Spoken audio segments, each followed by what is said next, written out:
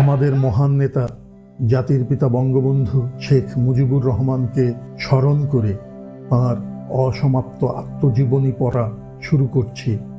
যারা তাকে ভালোবাসেন, যারা তার সমালোচনা করেন, অপছন্দ করেন, সকলেরই উচিত এই বইটি পড়া, তাকে জানার জন্য ও বোঝার জন্য। তার সমাজ ভাবনা, রাজনীতি ভাবনা ও বিশ্ব ভাবনার যৎসামান্য পরিচয় পাব এই বইয়ে। আশা করি সবাই সঙ্গে থাকবেন।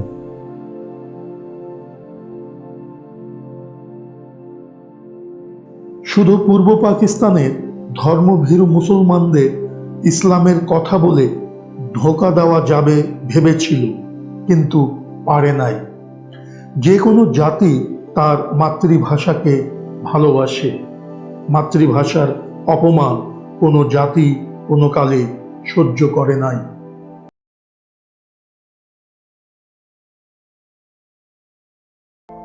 এই সময় সরকার দলীয় মুসলিম লীগ নেতারা উর্দুর জন্য জানমাল কোরবানি করতে প্রস্তুত হয়ে গিয়েছিলেন, কিন্তু জনসমর্থন না পেয়ে একটু ঘাবড়িয়ে পড়েছিলেন।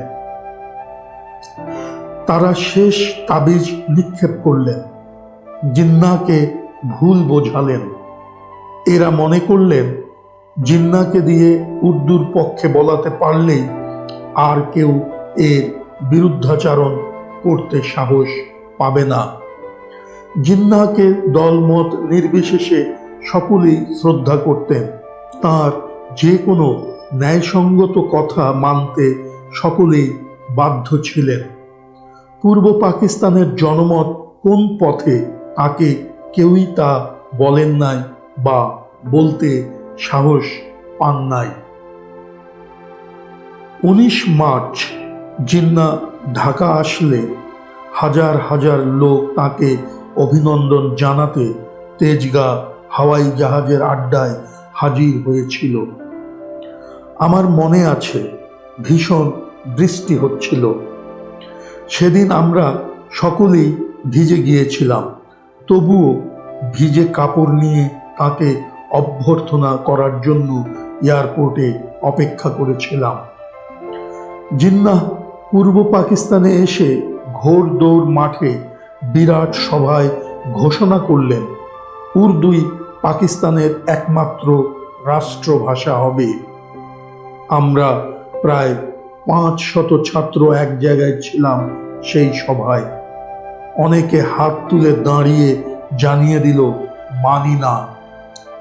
তারপর ঢাকা বিশ্ববিদ্যালয়ের কনভোকেশনে বক্তৃতা করতে উঠে তিনি যখন আবার বললেন উর্দুই একমাত্র রাষ্ট্রভাষা হবে, তখন ছাত্ররা তার সামনেই বসে চিৎকার করে বলল, না না না।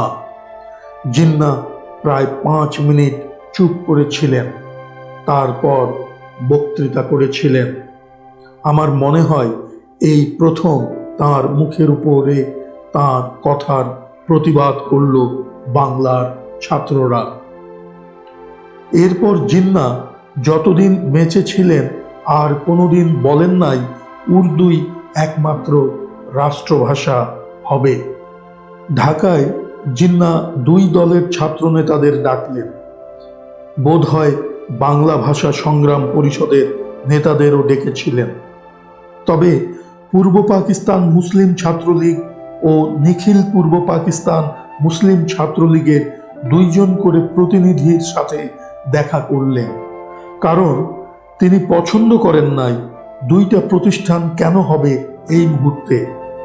আমাদের পক্ষ থেকে মিস্টার তোহা আর শামসুল হক সাহেব ছিলেন, তবে আমি ছিলাম না। জিন্নাহ আমাদের প্রতিষ্ঠানের নামটা পছন্দ করেছিলেন।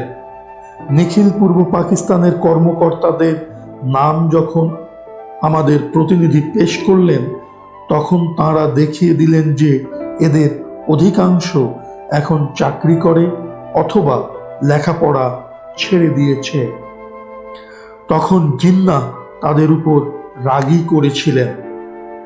শামসুল হক সাহেবের সাথে জিন্নাহর একটু তর্ক হয়েছিল যখন তিনি দেখা করতে যান বাংলা রাষ্ট্রভাষা করার বিষয় নিয়ে। শামসুল হক সাহেব আমাকে এসে বলেছিলেন। শামসুল হক সাহেবের সৎসাহস ছিল, সত্য কথা বলতে কাউকেও ভয় পেতেন না। জিন্না চলে যাওয়ার কয়েকদিন পরে ফজলুল হক হলের সামনে এক ছাত্র সভা হয়। তাতে একজন ছাত্র বক্তৃতা করেছিল, তার নাম আমার মনে নাই, তবে সে বলেছিল, জিন্না যা বলবেন তাই আমাদের মানতে হবে। তিনি যখন উর্দুই রাষ্ট্রভাষা বলেছেন তখন উর্দুই হবে। আমি তার প্রতিবাদ করে বক্তৃতা করেছিলাম। আজও আমার এই একটা কথা মনে আছে। আমি বলেছিলাম, কোনো নেতা যদি অন্যায় কাজ করতে বলেন, তার প্রতিবাদ করা এবং তাকে বুঝিয়ে বলার অধিকার জনগণের আছে। যেমন হযরত ওমরকে সাধারণ নাগরিকরা প্রশ্ন করেছিলেন তিনি বড় জামা পরেছিলেন বলে। বাংলা ভাষা শতকরা 56 জন লোকের মাতৃভাষা। পাকিস্তান গণতান্ত্রিক রাষ্ট্র, সংখ্যাগুরুদের দাবি মানতেই হবে। রাষ্ট্রভাষা বাংলা না হওয়া পর্যন্ত আমরা সংগ্রাম চালিয়ে যাব। তাতে যাই হোক না কেন আমরা প্রস্তুত আছি। সাধারণ ছাত্ররা আমাকে সমর্থন করল। এরপর পূর্ব পাকিস্তানের ছাত্র ও যুবকরা ভাষার দাবি নিয়ে সভা ও শোভাযাত্রা করে চলল। দিন দিন জনমত সৃষ্টি হতে লাগলো। কয়েক মাসের মধ্যে দেখা গেল নিখিল পূর্ব পাকিস্তান মুসলিম ছাত্রলীগের কোনো সমর্থক রইল না। কিছু নেতা রইল, যাদের মন্ত্রীদের বাড়ি ঘোরাফেরা করা আর সরকারের সকল কিছুই সমর্থন করা ছাড়া কাজ ছিল না। আজ এ পর্যন্ত।